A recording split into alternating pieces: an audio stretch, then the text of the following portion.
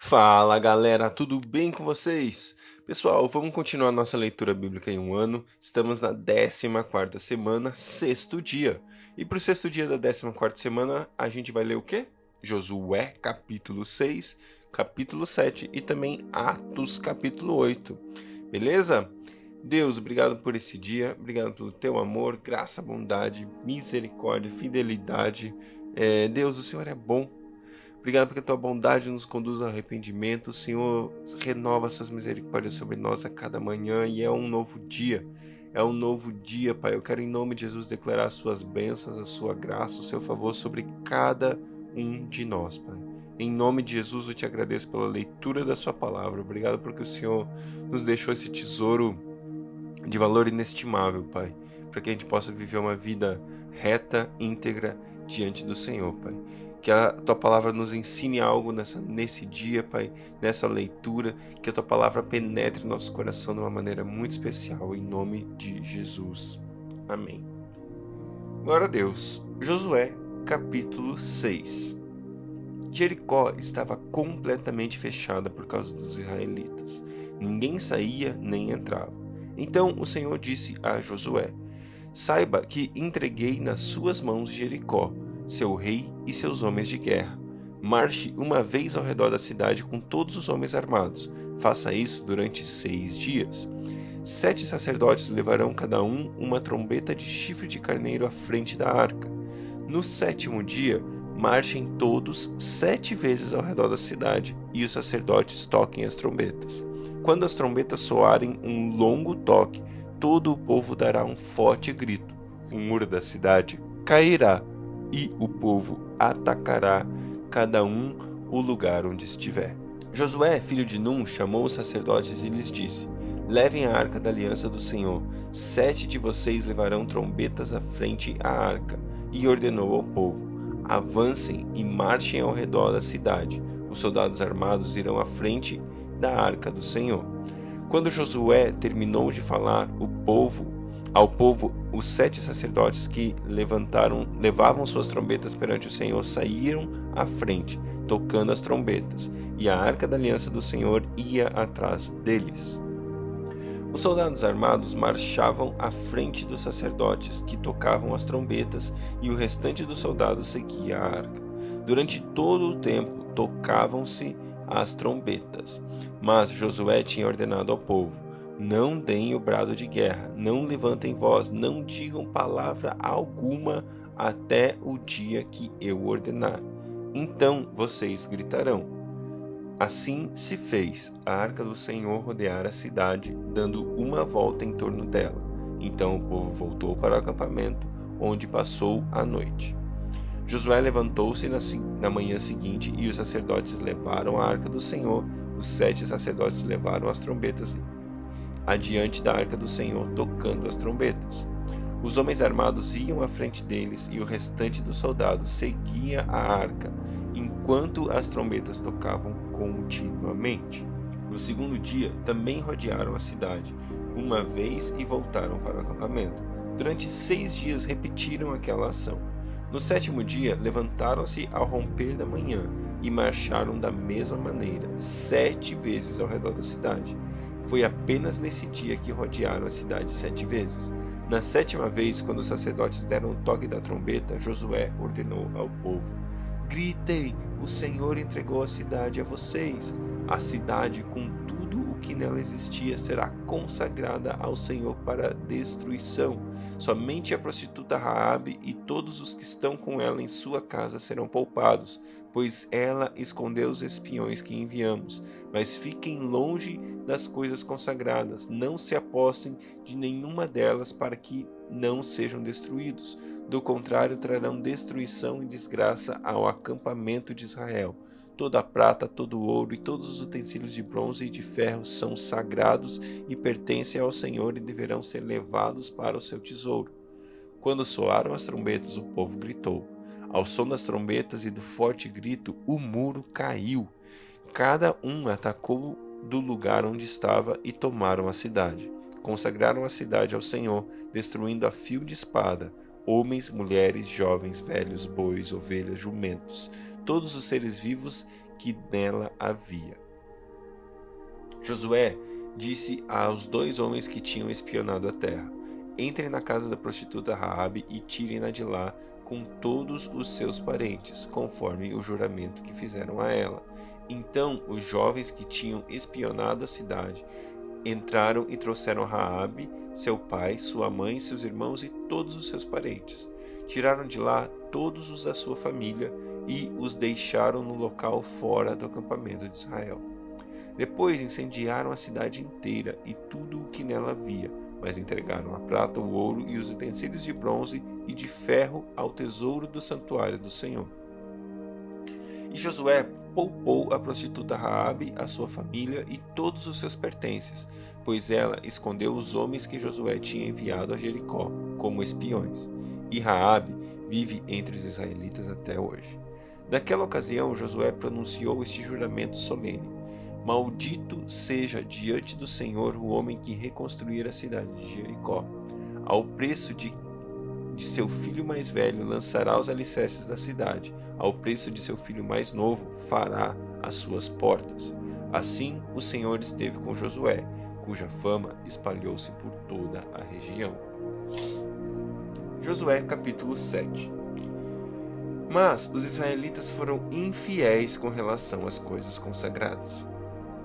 Acã, filho de Carmi, filho de Zinri, filho de Zerá, da tribo de Judá, apossou-se de algumas delas, e a ira do Senhor acendeu-se contra Israel. Sucedeu que Josué enviou homens de Jericó a Ai, que fica perto de Bet-Aven, a leste de Betel, e ordenou-lhes: subam e espionem a região. Os homens subiram e espionaram Ai. Quando voltaram a Josué, disseram: não é preciso que todos avancem contra Ai.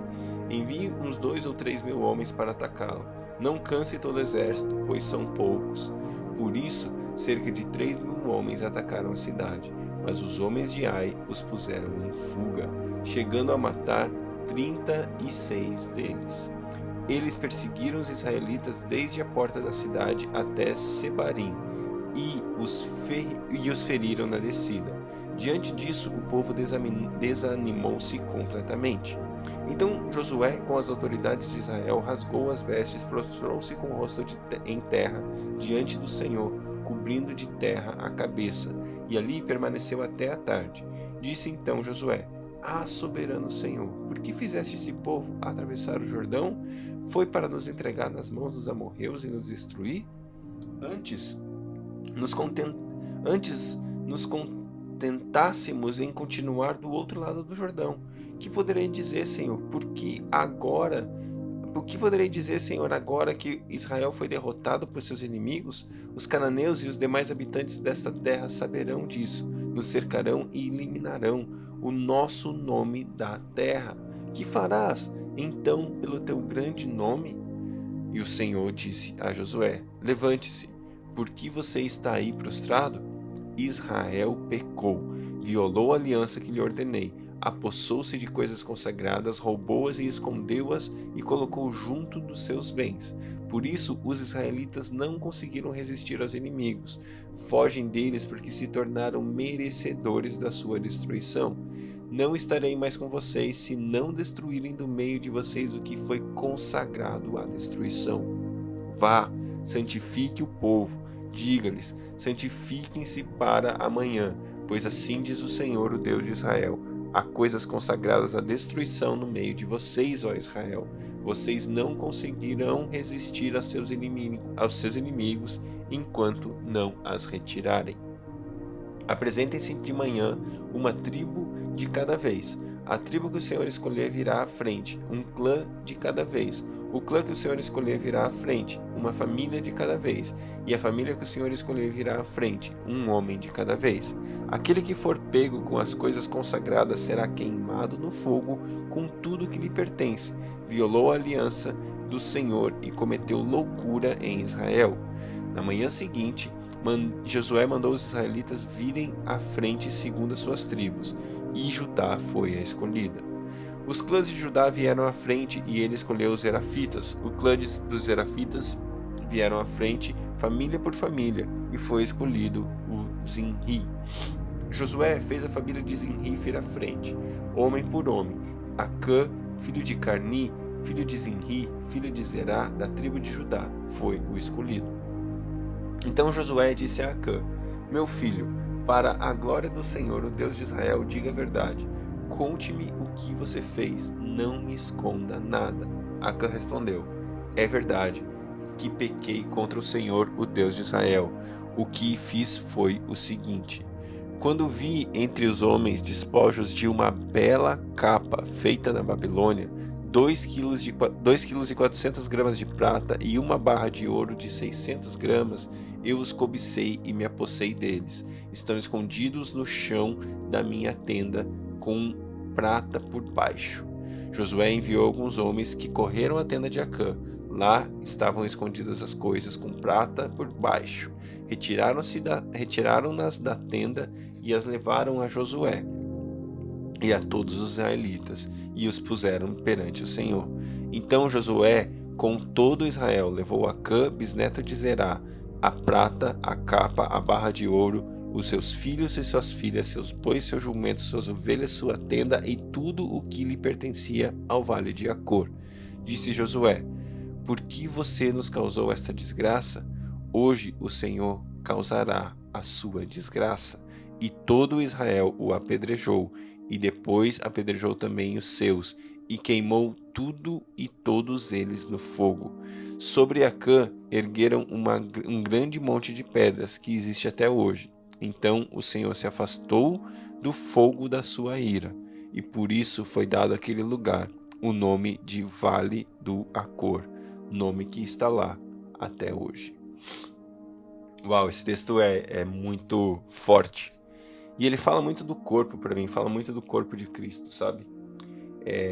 Para mim, até o texto que a gente lê depois, quando a gente fala a respeito do corpo, lá em Coríntios, a gente consegue perceber que quando um pedaço do corpo está mal, todo o corpo está mal, todo o corpo sente. Se você está com o seu dedinho cortado, você vai ter um problema, todo o seu corpo tem um problema, você está numa situação ruim. Então, é muito importante que eu e você vivamos uma vida aberta, uma vida clara, uma vida sem esconderijos, sem mentiras, sem obscuridade, sabe?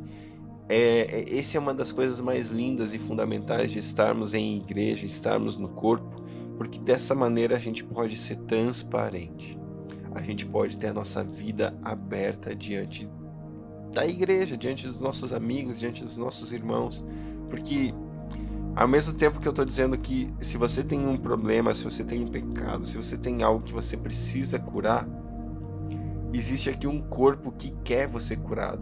Eu não quero que o meu dedinho fique cortado para sempre, eu não quero que meu olho fique rachado no meio, eu quero que o meu corpo esteja são. Sabe? Então essa é a vontade de Deus, essa é a vontade de Deus para mim e para você, que a gente esteja limpo, que a gente esteja santo, que a gente esteja purificado, que a gente viva uma vida reta diante dele. E é assim que eu e você podemos fazer isso. Eu acredito muito no poder da igreja, especialmente no que se refere à santificação. Tem um velho dito, um dito bem real, bem constante, que a palavra de Deus fala que eu e você devemos nos crucificar juntamente com Cristo, né? Morrer para nós mesmos. E aí agora vamos imaginar você se crucificando, tá bom? Então você está aqui, você está na cruz, beleza? Então tá bom, você está na cruz, a primeira coisa que você mesmo consegue fazer, potencialmente, é pregar seus 2 pés. Então você vai lá e prega seus pés na cruz. Estou me crucificando juntamente com Cristo. Aí você vai pegar uma das suas mãos e você vai conseguir também pregar na cruz, certo? Vai lá, pregou a mão. E agora, quem vai pregar o último prego? Você precisa do corpo, você precisa estar na igreja. Glória a Deus. Atos capítulo 8. E Saulo estava ali, consentindo da morte de Estevão. Naquela ocasião, desencadeou-se grande perseguição contra a igreja em Jerusalém. Todos, exceto os apóstolos, foram dispersos pelas regiões da Judéia e da Samaria. Alguns homens piedosos sepultaram Estevão e fizeram por causa dele grande lamentação. Saulo, por sua vez, devastava a igreja, indo de casa em casa, arrastando homens e mulheres, e os lançava na prisão. Os que haviam sido dispersos pregavam a palavra por onde quer que fossem. Indo Filipe para a cidade de Samaria, ali lhes anunciava o Cristo. Quando a multidão ouviu Filipe e viu os sinais milagrosos que ele realizava, deu unânime atenção ao que ele dizia.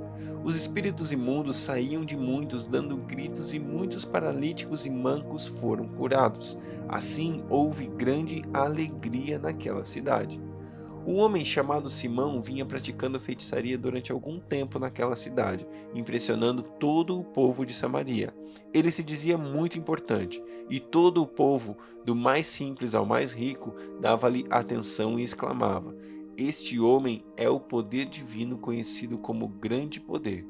Eles o seguiam, pois ele os havia iludido com sua mágica durante muito tempo.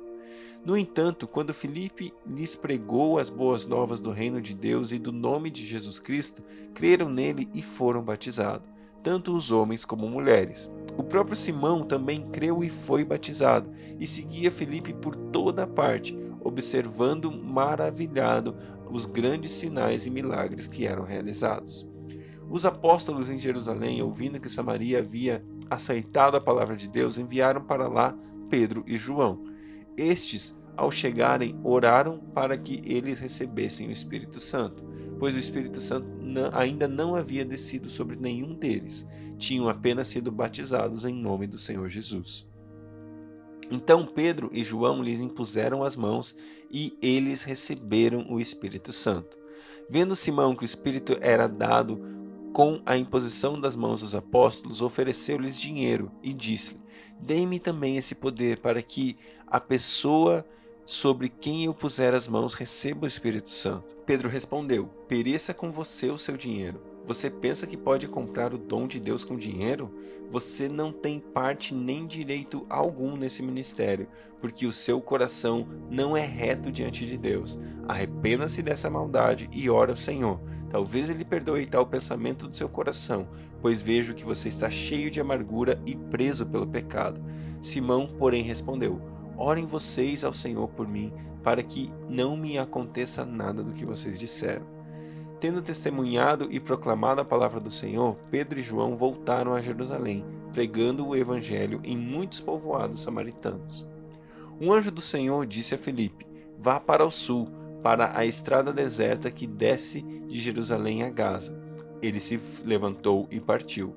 No caminho encontrou um eunuco etíope, um oficial importante encarregado de todos os tesouros de Candace, rainha dos etíopes. Esse homem viera a Jerusalém para adorar a Deus e, de volta para sua casa, sentado em sua carruagem, lia o livro do profeta Isaías. E o Espírito disse a Filipe: "Aproxime-se dessa carruagem e acompanhe-a." Então Filipe correu para a carruagem, ouviu o homem lendo o profeta Isaías e lhe perguntou: "O senhor entende o que está lendo?" Ele respondeu: "Como posso entender se alguém não me explicar?"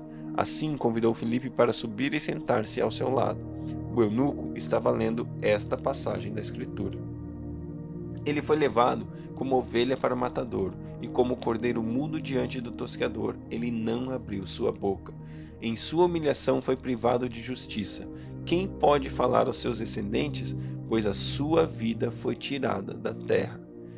O eunuco perguntou a Filipe: "Diga-me, por favor, de quem o profeta está falando?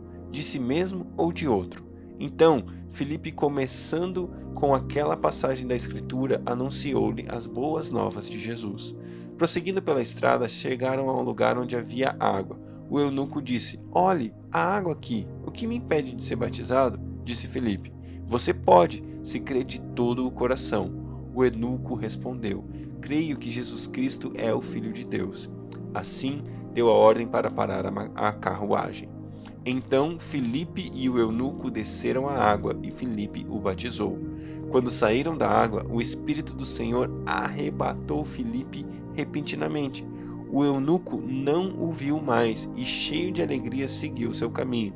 Filipe, porém, apareceu em Azoto e, indo para Cesareia, pregava o evangelho em todas as cidades pelas quais passava. Uau, hein? Fala sério, é muita glória, é muito poder de Deus manifesto, né? Imagina você hoje tá aqui, de repente tá, sei lá, tá lá no Ceará pregando a palavra. Ou então tá lá em Singapura pregando a palavra.